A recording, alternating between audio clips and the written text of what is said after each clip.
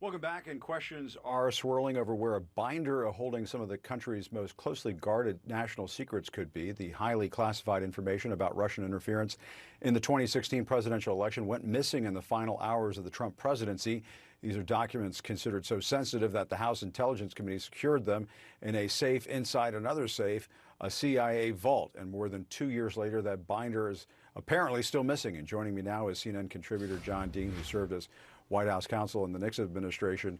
I mean, John, I don't know where to begin with this. This is just one of the kookiest stories that, I mean, it's amazing to me that this binder is just completely missing. I mean, have you ever heard of such a thing? Hard to lose a 10-inch binder. Never, never. Hard to lose a 10-inch binder. It really is. It had to have been removed. And, you know, what's surprising is they made multiple copies of them, of the binder. They tried to redact some of the material and get Trump to declassify it. He was going to use it to make his argument that the whole thing was a hoax. The Department of Justice at the last minute refused to do that. The White House counsel tried to pull back copies and apparently successfully did copies. But it's the original that apparently is missing, which doesn't have any redactions in it.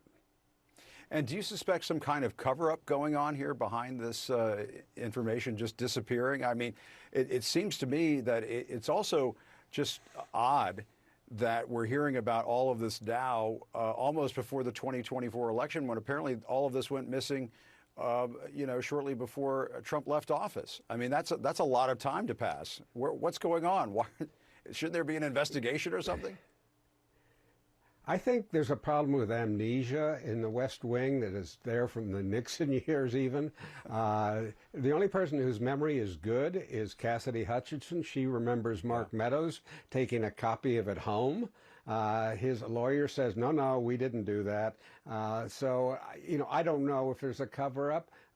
It is certainly mysterious. I hope the FBI, when I heard this story, I hope the FBI is not letting up on this. In fact, I hope a grand jury somewhere is looking at this, because these are very, very delicate secrets. And what does this mean for Mark Meadows? I mean, as you just said, he has said through an attorney that, you know, don't look at me. But Cassidy Hutchinson, as Congressman Swalwell was saying in the previous hour on this program, Cassidy Hutchinson's recollection of various events surrounding January 6th has been pretty spot on.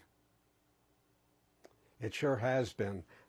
You know, there's an easy way to resolve this that my lawyer used to offer any of my testimony that was conflicted by anybody else. He said, my client will get on the box. What he meant by that is I'd take a lie detector test. Indeed, I did. I took one when the former director of the FBI questioned my testimony, Pat Gray. I succeeded. He refused to take one. I suspect the same thing would happen today. I think Cassidy Hutchinson would pass one. I'm not sure others would. Yeah. And I did want to, and speaking of others, I did want to talk to you about this jury ordering Rudy Giuliani to pay nearly $150 million to these two Georgia election workers who've just been through the ringer after he defamed them in the wake of the 2020 election. And yet outside the courtroom, he was still doubling down on all of these lies. Let's listen to this. Do you still believe that what you said about these two women in the wake of the 2020 election was truthful? Do you still believe these claims? Still believe I have no doubt. I have no doubt that my comments were made and they were supportable and are supportable today. I just did not have an opportunity to present the evidence that we offered. You know, John, it looks like, I mean, I don't know if you saw the footage there of the man with the strange haircut behind Rudy Giuliani, but I've seen, I suspect Giuliani is going to be taking a financial haircut of that magnitude if he keeps doubling down like this. If he's looking for any kind of leniency to say, okay, the award was too massive in this case, how does that help his cause at all if he goes out and continues to spew this stuff in public? It doesn't. It shows how little real regard he has in his heart for these women that he really hurt. He just could care less. I think, Jim, there is a likelihood that a court of appeals could shave this verdict. It's a big one. And traditionally, these kinds of judgments do get trimmed back. We didn't have that in the Fox case. It was a settlement. We really had the Alex Jones case was somewhat cleaned up before it got to a final judgment. But he hasn't tried to appeal the amount. He realizes it could get worse. So, you know, these people who insist on doing this are really playing a dangerous game, but some of them get away. O.J. Simpson has a $50 million judgment against him. Reportedly, he's paid something like $133,000 on it over all these years to the Goldman family that collected it.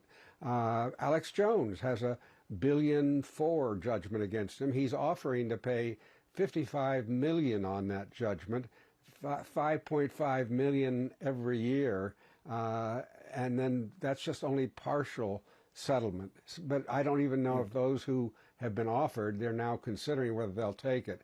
So that's what Rudy's got in mind, is to offer something greatly less than he has been found guilty and the judgment against him worth. Yeah, $150 million is a heck of a haircut, no question about it. All right, John Dean, as always, thanks very much for your time. We appreciate it. Thanks, Jim.